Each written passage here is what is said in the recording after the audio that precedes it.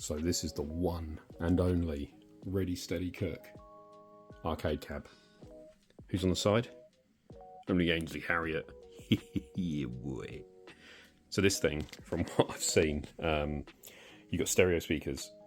The volume knob is basically, there's a hole in the bottom, like a circular hole, and you have to put your finger in and you can just about feel the thing. I would have probably put a little toggle or something there. You have this button in the middle. No idea what it does. Doesn't reset out the menus, doesn't go in any settings, doesn't do anything. It actually sounds like they fitted it and didn't actually add anything. It'd probably make more sense to remove that and put the volume knob there, but very random. 2 lots of 6 buttons.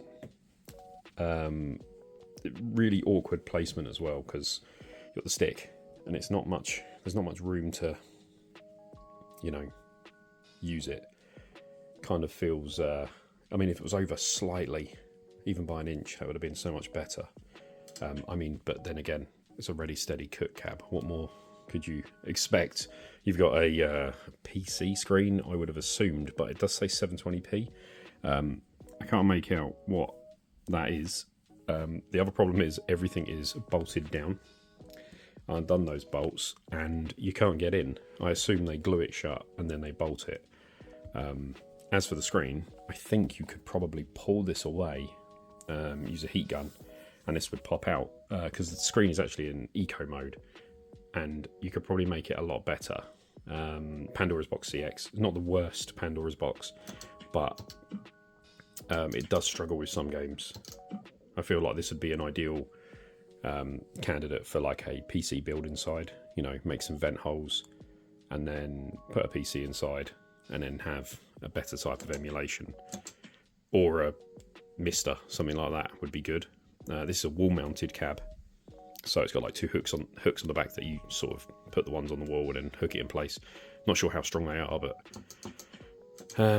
everything's in 16:9, which is kind of annoying, and you can't change any of the settings here. You have to change them on the Pandora's Box, which is inside, which you can't get into because the unit is sealed up. There's like no way of removing it. So for instance, if one of your buttons stopped working, yeah, you can't fix it unless you rip it apart, and it's probably not going to go back together. So it's the equivalent of like an IKEA flat pack that is a one and done, and then once you finish with it, you can't do much more. But it wasn't expensive. It wasn't expensive at all. So let me just go to King of Fighters 98, right? That says AES. I know AES sometimes has problems with emulation on these Pandora's boxes. It's usually the audio, but it's the weirdest arcade cab, and it just made me laugh. And it's sitting here currently like this because of we've got the cable coming out the bottom. So yeah, as you can see, 16:9, which makes it really ugly. But obviously that Pandora's box is 720p, so it fills up the whole space.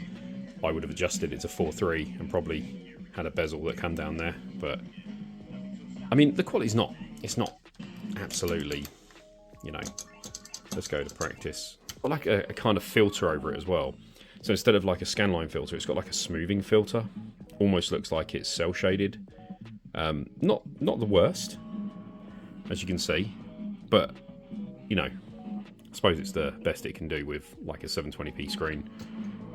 But yeah, it's also got, I think it's because of the smoothing filter, if you notice like the legs, they've got a trail of like artifacts that follow it. But that's it. I just thought I'd show the cab. Most random pickup I've ever had. This was 100 British pounds. Do you think it's worth it? Yes or no? So I just tore the front off. As I expected, it was just taped on. There's a PC screen inside. All the settings are around the screen on a touch button, but you can't touch them unless the screen's removed. But I've now calibrated the screen to better colours and shrunk the screen down so it's a perfect 4:3 ratio for this game. Obviously this game's a little bit wider than most games, but now everything isn't super stretched and it actually doesn't look too bad now. There's not as much ghosting. The eco mode was causing a lot of the ghosting. Again, the motion clarity is never as good as CRT, but that's way better. The colours are richer, more vibrant, just from messing with the settings. So whoever built this, if they'd have took 20 minutes to set up the screen before putting it together, it would have been so much better. So now it's way more lined up. Only thing is, the bottom bit of the chipboard has come away. I mean, I could paint that in, not the end of the world, but as you can see, the square is now a square.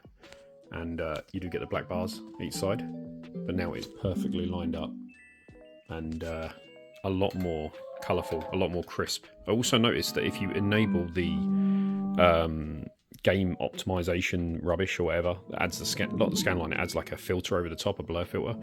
It makes some of the games lag, and the audio stutters because of it's struggling just to add that filter.